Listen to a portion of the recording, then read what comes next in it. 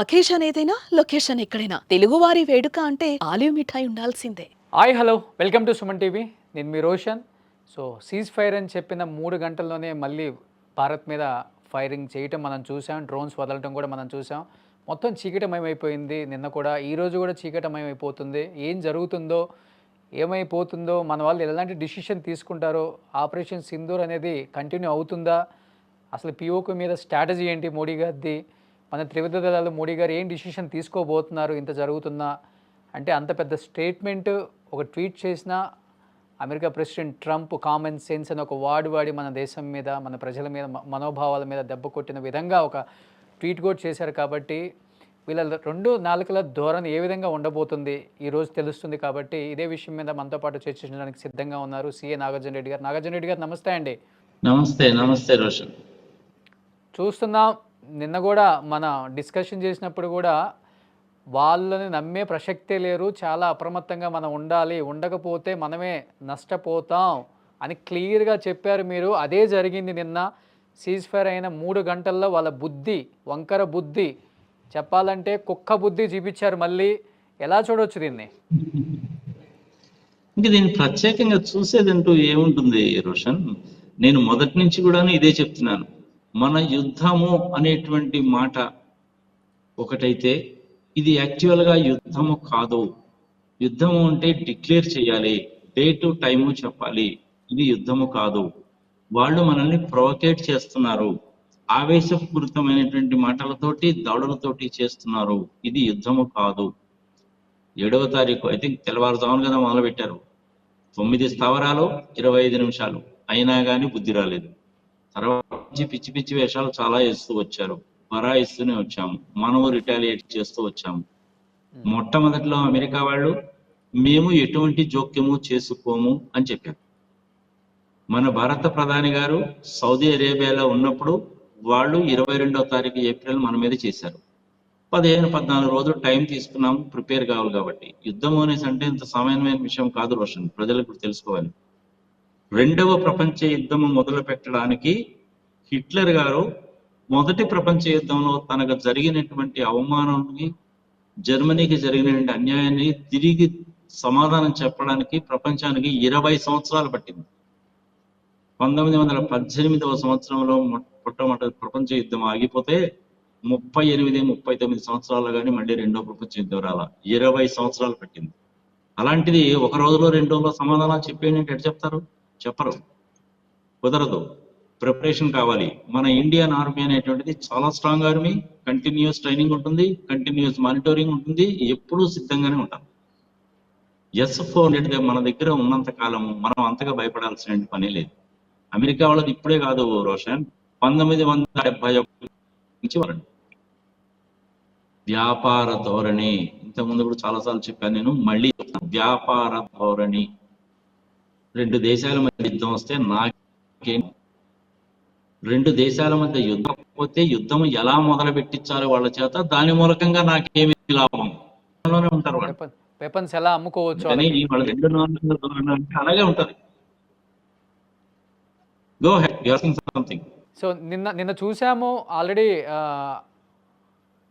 మళ్ళీ స్టార్ట్ చేశారు. కాబట్టి వాళ్ళు మన మీద డ్రోన్స్ అన్నీ కూడా యాజ్ యూజువల్గా ఎప్పుడులాగే జరుగుతుంది. కాబట్టి ఇవాళ ఏం జరుగుతుంది అనే దాని మీద ఎక్కువ చర్చ జరుగుతుంది. ప్రజల్లో కూడా ఒక రకంగా చెప్పాలంటే ఆందోళన నేను చెప్పను, చాలా ఇంట్రెస్టింగ్గా వెయిట్ చేస్తున్నారు. త్రివిధ దళాలు కావచ్చు, మోడీ గారు కావచ్చు, ఎలాంటి డిసిషన్ తీసుకోబోతున్నారు, అండ్ ఈ డిసిషన్ వల్ల మనకు మంచి జరుగుతుంది, మేలు జరుగుతుంది, మళ్ళీ ఆపరేషన్ సింధూర్ 3 డెఫినెట్గా జరిగే అవకాశం ఉంది ఇవాళ రేపట్లో అనే ఎక్స్పెక్ట్ చేస్తున్నారు. ఎవరు ఆందోళన పట్టలేదు. ఇక్కడ జరిగేదేదో జరిగింది, గట్టిగానే జరిగింది, మనకు మంచి కోసమే జరిగింది, ఇదే మంచి అవకాశం, ఈ అవకాశాన్ని మళ్ళీ మళ్ళీ రాదు, మనం కూడా వదులుకోవద్దు. సో మీకు పక్క దేశాలు 1,00,000 చెప్తుంటాయి, ఏయో ట్వీట్లు చేస్తుంటాయి, ఏదో కామన్ సెన్స్ అని కూడా వాడారు. భారతదేశాన్ని కూడా పెట్టి అలా వాడటం తప్పు, అయినా వాడారు. కానీ ఎవరికి కామన్ సెన్స్ ఉంది, ఎవరికి కామన్ సెన్స్ లేదో నిన్న రాత్రి 3 గంటల్లో తెలిసిపోయింది కదా. నేను మొన్న నువ్వు నన్ను ఇంటర్వ్యూ చేసినప్పుడు కూడా చెప్పాను కదా, అడిగావు కదా నువ్వు, సింధూర్ 3 అంటే పరిస్థితి ఏమిటంటే పాకిస్తాన్ దేశం ఉండదు అని చెప్పాను. సీజ్ ఫైర్ కోసం ఈ దేశాలు కూడాను మేము మాట్లాడాము, రాత్రి మాట్లాడాము. సీజ్ ఫైర్ కూడాను ఒప్పుకున్నారు ఒకవైపు చెప్తూ విత్ ఇన్ 3 అవర్స్ అంటున్నారు రోషన్, అది 3 అవర్స్ కాదు, విత్ ఇన్ 1.5 అవర్స్ లోనే మళ్ళీ వాళ్ళు శ్రీనగర్ మీద, జమ్మూ మీద ఇటువంటి ప్లేసెస్ డ్రోన్స్ కానీ, మిజైల్స్ కానీ అంటే అది కుక్క తోక వంకరని ఎంత ప్రయత్నించినా వాళ్ళు అలాగే ఉంటారు. నేను అదే చెప్పాను పోయినప్పుడు, ఎంతకాలం అనేది రాయిస్తాము, ఇంచుమించుగా 70 సంవత్సరాలు అయిపోయింది, అటు ఇటు తేల్చుకుంటే పోతుంది. యుద్ధం అనేటువంటిది ఇరు పక్షాలకు కూడాను నష్టం చేకూరుస్తుంది. వాళ్ళకి 100 రూపాయలు నష్టం అయినా కూడా ఒక 20 రూపాయలు 25 రూపాయల నష్టం ఉంటుంది. నష్టాన్ని భరాయించడానికి మనం రెడీయే. మన దేశ ఆర్థిక వ్యవస్థ అనేటువంటిది కొంచెం జీడిపి తగ్గుతుంది, అయినా రికవర్ కాగలము. ఇవన్నీ కూడా జరుగుతున్నాయి. పాశ్చాత్య దేశాలు ఎవరు కూడాను ఆయుధాలు అమ్ముకు బతుకుదాం అనుకుంటారు. ఎస్పెషల్లీ అమెరికా వాళ్ళ ఉద్దేశం అనేటువంటిది అదే. నేను అందుకనే ఈ విషయంలో మటుకు అమెరికా వాళ్ళకి ఇస్తాను. వాళ్ళ దేశంలో పరిశ్రమలు అభివృద్ధి చేసుకోవడం, వాళ్ళ దేశంలో ఉద్యోగాలు కల్పించుకోవడానికి అని చెప్పి H1B వీసాలు రిస్ట్రిక్షన్స్ పెట్టారు. దానికి తప్పు లేదు. వాళ్ళ దేశంలో ఉద్యోగాలు ప్రొవైడ్ చేసుకోవాలి, ఉత్పత్తి జరగాలి, ట్యాక్సులు రావాలి, దానికి మనం సమర్థించాల్సిందే. కానీ ఈ విషయంలో మొట్టమొదటి నుంచి కూడాను 2 ధోరణులే ఉంటాయి.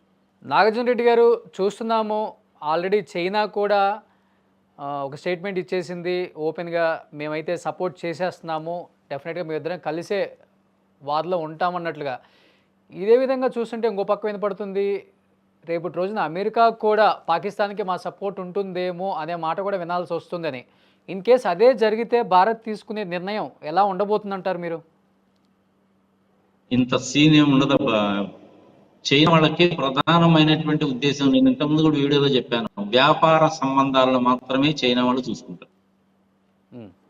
వాళ్ళకి గోదావరి పోర్ట్ లో చాలా హెవీగా ఇన్వెస్ట్మెంట్ చేశారు. రోడ్ల ప్రాజెక్టుల మీద, పవర్ ప్రాజెక్టుల మీద పెట్టారు కాబట్టి వాళ్ళ ఇన్స్టలేషన్స్ దెబ్బతింటాయేమో అని వాళ్ళ భయం. గోదావరి పోర్టుని గురించి మనం ఆలోచించాల్సిన పనే లేదు. అది బెలూచిస్తాన్ లిబరల్ ఆర్మీ వాళ్ళు చూసుకుంటారు, మనకి దాంతో సంబంధం లేదు. చైనా వాళ్ళకి లెటర్ అర్థమైపోతుంది కదా. పాకిస్తాన్ కి సపోర్ట్ చేస్తారనే సంగతి తెలిసిందే, కానీ ప్రత్యక్ష యుద్ధంలో వస్తారంటే రారు. వాళ్ళు పంపించిన డ్రోన్ ఫెయిల్ అయిపోయాయి మనం చూసాము. టర్కీ వాళ్ళు పంపించిన డ్రోన్ ఫెయిల్ అయిపోయాయి మనం చూసాము. అమెరికా వాళ్ళు అనేటువంటిది మొట్టమొదట్లో మేము ఎటువంటి జోక్యము చేసుకోమన్నారు, చిన్నగా జోక్యం చేసుకోవాలనేటువంటి కోరిక వాళ్ళకి ఉంటుందా లేదా అంటే వాళ్ళు డైరెక్ట్ గా మటుకు జోక్యం చేసుకోరు. ఇప్పుడు మళ్ళీ వాళ్ళకి ఏదో ఇంకొక ఆయుధాలు గీదాలు ఇవ్వాలన్నా కానీ అది కుదిరేటువంటి పని కాదు. ఉన్న ఆయుధాల మీదనే మాకు మెయింటెనెన్స్ ఛార్జెస్ కోసం అని చెప్పి వాళ్ళు డబ్బులు తీసుకునేవాళ్ళు, పాస్పోర్ట్లు వాళ్ళ దగ్గర పెట్టుకునేవాళ్ళు. అయితే ఇండియా మీద F-16 వాడకూడదు అనేటువంటి కండిషన్ మీదనే వాళ్ళకి F-16 ఇచ్చారు. ఇంకా అట్లాంటి ఎట్లా వాడతారు? ఏదో పెద్దన పాత్ర పోషించాలి కాబట్టి వాళ్ళు అట్లా అంటున్నారు. కానీ ఈవెన్ S-400 కూడా మేము ధ్వంసం చేశామని చెప్పేసి జబ్బదలు వాదుకొని మరీ మీడియాలో హల్చల్ అవుతుంది న్యూస్ అక్కడ. అంత సీన్ ఏమి లేదు.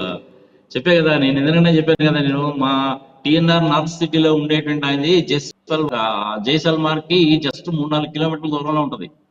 ఏమయ్యా శ్యామ్, ఏమిటి సంగతి సమాచారం, ఎలా ఉంది మీకు అంటే, ఏదో రాత్రిపూట అప్పుడప్పుడు ఏదో పంపిస్తుంటారు, మునిగొని మెరుస్తుంటాయి, ఫెయిల్ చేస్తుంటారు, పేలిపోతుంటాయి, 1-2 కింద పడుతుంటాయండి, పెద్ద డ్యామేజ్ అంటే ఏం జరగలేదండి అన్నాడు. అదే అతను చెప్పింది. యాక్చువల్ గా దగ్గర ఉన్న అతను చూసి చెప్పాడు అనమాట. ఓకే, ట్రంప్ గారు కామన్ సెన్స్ అనేటువంటి మాట, ఇంటెలెక్చువల్ అనేటువంటి మాట వాడడం అనేటువంటి జరిగింది. కామన్ సెన్స్ ఎవరికి ఉండాలి? వాళ్ళని వెనక నుంచి పెంచి పోషించినటువంటి వాళ్ళకి కామన్ సెన్స్ ఉండాలి.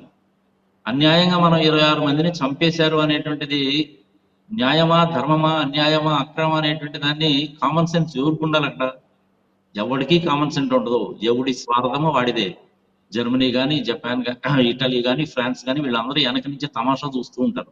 మనకి ఎటువంటి వ్యాపారపరమైనటువంటి ఆపర్చునిటీస్ ఏమైనా వస్తాయేమో చూస్తారు, కానీ వాళ్ళు ఎవరు ఇంటర్ఫియర్ కాదు. అమెరికా అంటే మొట్టమొదటి నుంచి కూడాను పెద్ద మనిషి తరహాగా ఉంటాడు, పెద్దన్న అని పేరు కాబట్టి ఆయన చెప్పిన మాటను కాదనలేక సరేలేండి మేము విరమిస్తామని చెప్పాం. మనం చెప్తే సరిపోయింది, అవతల చెప్పాలి కదా. అంటే విరమించడం అంటే చూస్తూనే ఉన్నాం, ఇక్కడ ఏదైనా డిసిషన్ తీసుకోవాలి అంటే సో మోడీ గారు, త్రివిధ దళాలు అండ్ రాజ్నాథ్ సింగ్ గారు కూడా కూర్చొని ఒక డిస్కషన్ చేసుకున్న తర్వాత ఒక డిసిషన్ అనేది బయటికి తీసుకొస్తారు. కానీ అక్కడ కంప్లీట్గా ప్రభుత్వం, రాజకీయ నాయకులు వేరు అండ్ మిలిటరీ, ఆసిఫ్ మునీర్ అతని ధోరణి వేరు, నడిచేదే మిలిటరీ వల్ల, ఆర్మీ వల్ల అక్కడ. సో విరమణ అనేది మీరు ఇచ్చారు స్టేట్మెంటు, విరమణ నేను చెయ్యట్లేదు, ఆసిఫ్ మునీర్ ఆర్మీ చీఫ్ నేను చెయ్యట్లేదు, నేను యుద్ధం చేస్తాను, యుద్ధం ఆపను అని చెప్తున్నారు కదా ఆయన. ఇది ఆగేది ఎక్కడ? ఆయన కూడా మీరు చేతిలో ఏముంది రోషన్? యుద్ధం చెయ్యాలా చేయకూడదా, రెచ్చ కొట్టాలా కొట్టకూడదా, అటువంటి వెయ్యాలా లేదా మీరు చేతిలో లేదు, అది టెర్రరిస్ట్ చేతుల్లో ఉంది. పాకిస్తాన్ టెర్రరిస్టులు ప్రజల దాదాపు తప్పు 1,00,000 కాదు. మంది టెర్రరిస్టులు ఉంటారు అక్కడ. ఉంటారు, లక్షల టెర్రరిస్టులు ఉంటారు, ఉన్నారు, ప్రపంచవ్యాప్తంగా ఉన్నారు వాళ్ళు. వాళ్ళు చెప్పినట్టు మునీర్ వింటాడు కానీ ఈ మునీర్ చెప్పినట్టు టెర్రరిస్ట్, మునీర్ చెప్పినట్టు రాజకీయ నాయకులు వింటారా? ప్రజాస్వామ్యబద్ధంగా ఎన్నికైనటువంటి ఆయన్ని తీసుకెళ్లి జైల్లో పెట్టారు. ఉన్నటువంటి ప్రధానినేమో హాస్పిటల్లో చేర్పించారు, ఆయనేమో బంకర్లోకి షిఫ్ట్ చేశారు. ఎలా నమ్ముతావు రోషన్ నువ్వు? Let us not believe all this damn idiotic stuff Roshan. I'm very sorry. యుద్ధము రాకూడదు అని చెప్పి కోరుకునే వాళ్ళు నేను ఒకని. కల్వరి టెంపుల్ కి వెళ్ళి నిన్న సతీష్ కుమార్ గారి దగ్గర కూడా నేను అదే చెప్పాను. నా భారతదేశము సుభిగా ఉండాలి, భద్రతగా ఉండాలండి, ఇదండి నా ప్రధానమైన కోరిక అని. నేను హిందూ ఆయన వెళ్ళి ఎందుకు కోరుకున్నాను? నేను తప్పులేదు అందులో, కోరుకున్నాను. ఓకే, మనము ఇంత సావధానంగా వెళ్తే, ఇంత సామరస్యపూర్వకంగా వెళ్తే, వాడు రెచ్చగొట్టే ధోరణిలో ఉన్నప్పుడు రెచ్చిపోయి రెచ్చిపోయి రెచ్చిపోయి చివరికి మన చేతనే భారతదేశమే యుద్ధము మొదలు పెట్టింది అని చెప్తారు అనేటువంటిది వాళ్ళ ఉద్దేశం.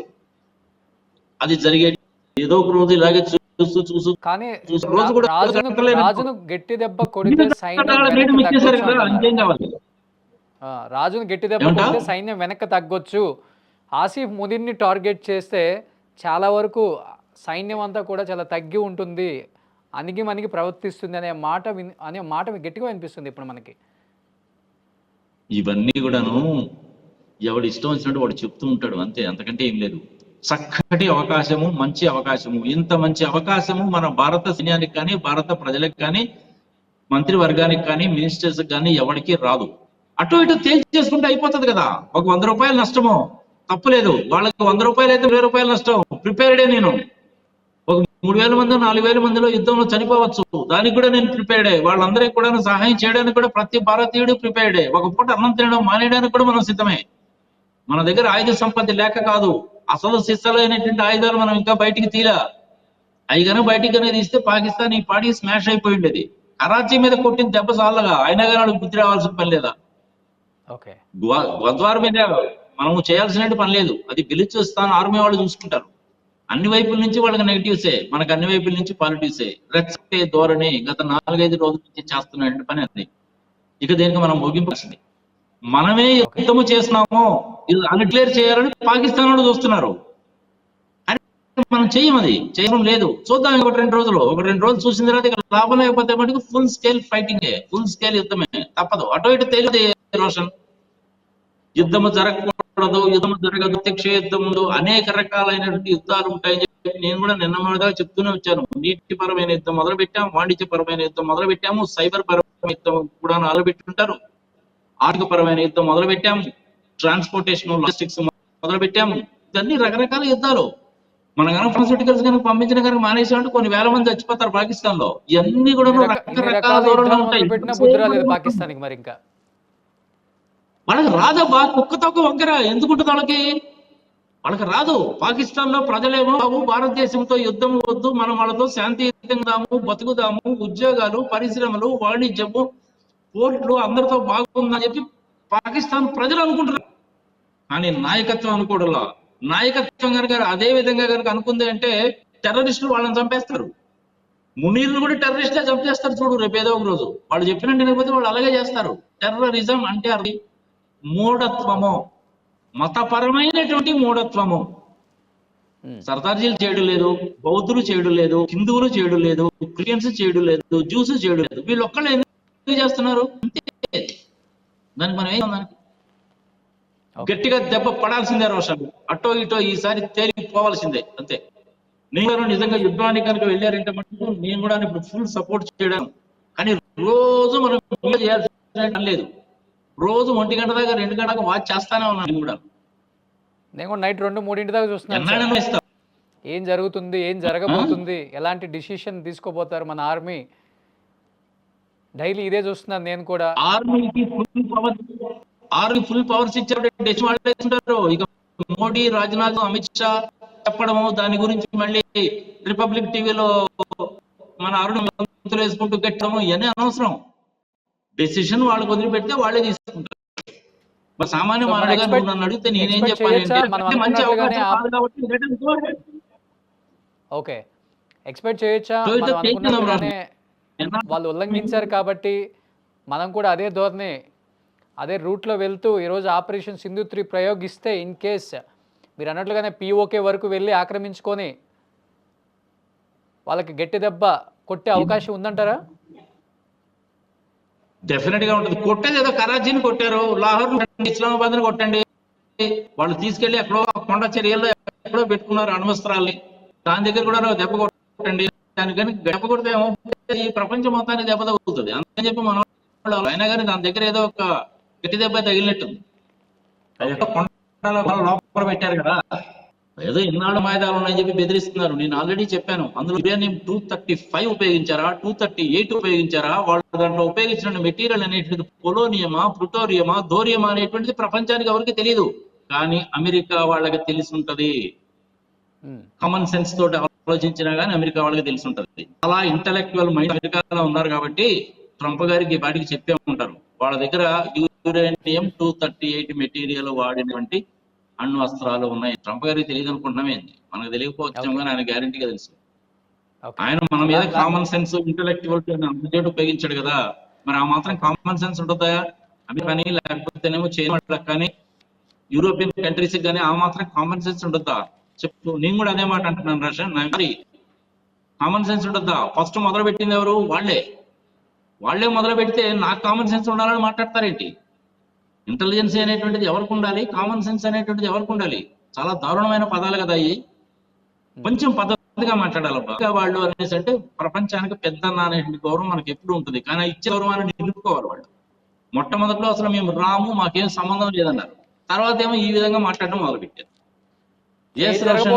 సార్ లాస్ట్ అండ్ ఫైనల్ గా ఏం చెప్తారు? ఈ నైట్ కి ఏం చూడొచ్చు మనం? ఆపరేషన్ సింధూర్ 3 చూడొచ్చా? ఒక మాటలో చెప్పేయండి. సింధూర్ 3 అనేటువంటిది నిన్ననే మొదలైనట్టు లెక్క, కానీ నేను కోరుకుంటున్నది ఇప్పుడు సింధూర్ 3 కాదు, సింధూర్ 3 కాదు. ఫుల్ స్కేల్ వార్ అనేటువంటిది చేస్తే గానీ వాళ్ళకి బుద్ధి రాదు. చేయగలిగిన కెపాసిటీ మనకుంది, సామర్థ్యం మనకుంది. ఇండియా ఆడేద్దాం ఫుల్ గా. ఇక మధ్యలో మోడీ గారు ఏం చెప్తారు, రాజ్నాథ్ సింగ్ గారు ఏం చెప్తారు, ప్రెసిడెంట్ ఆఫ్ ఇండియా ఏమంటారు అనుకోవడం ఎందుకు? ప్రెసిడెంట్ ఆఫ్ ఇండియా గారు ఒకటే ఒక డిక్లరేషన్ చేస్తే చాలది. 12వ తారీఖు మధ్యాహ్నము 12 గంటల నుంచి మేము భారతదేశము పాకిస్తాన్ మీద యుద్ధం ప్రకటించింది అంతే. ఇంకా అమెరికా వాళ్ళు చెప్పినా ఇంకొకటి చెప్పినా కానీ వినాల్సిన పని లేదు. చైనా వాడు ఏదో వచ్చి హెల్ప్ చేస్తాడు అనుకుంటున్నాను, కానీ వాడు వచ్చి అంత మాత్రం హెల్ప్ చేస్తాడని తెలిసిందే మనకి. పాకిస్తాన్తో చేతులు కలిపి చైనా వాడు కనుక పోయాడంటే చైనా వాడికి మనకి ఉన్న వాణిజ్య సంబంధాలు దెబ్బతింటే దాని మూలంగా చైనాకే నష్టం, యూరోప్కి నష్టం, అమెరికాకి కూడా నష్టమే, అందరికీ నష్టమే. మరి మనకి నష్టం ఉండదా అంటే మనకు కూడా నష్టం ఉంటుంది. ఇంకా లాస్ట్ ఛాన్స్ రోషన్, వదిలిపెట్టే సమస్య లేదు, అటో ఇటో తేల్చేసుకుందాం ఇది. ఓకే నాగార్జున రెడ్డి గారు, థ్యాంక్ యూ సో మచ్. చూద్దాం, రేపు మళ్ళీ కలుద్దాం. ఏం జరుగుతుందో ఈ రాత్రి అందరూ కూడా వేచి చూస్తున్నారు. 140 కోట్ల మంది భారతీయులందరూ కూడా ఒకటే నినాదం, భారత్ ఈ యుద్ధంలో వెనక్కి తగ్గదు, తీసుకునే డిసిషన్ గట్టిగానే తీసుకుంటుంది, కొట్టే దెబ్బ గట్టిగానే కొడుతుంది. ఇంకా కోలుకోవడానికి కూడా కొన్ని తరాలు పట్టే దెబ్బ కొడుతుందని కూడా అందరూ ఎక్స్పెక్ట్ చేస్తున్నారు. కాబట్టి అదే జరగాలని అందరూ కోరుకుంటున్నారు. కాబట్టి ఎటువంటి ప్రాణ నష్టం జరగకుండా మంచిగా జరగాలని మనస్ఫూర్తిగా కోరుకుందాం. జై హింద్. జై Hind. All the best to the Indian army.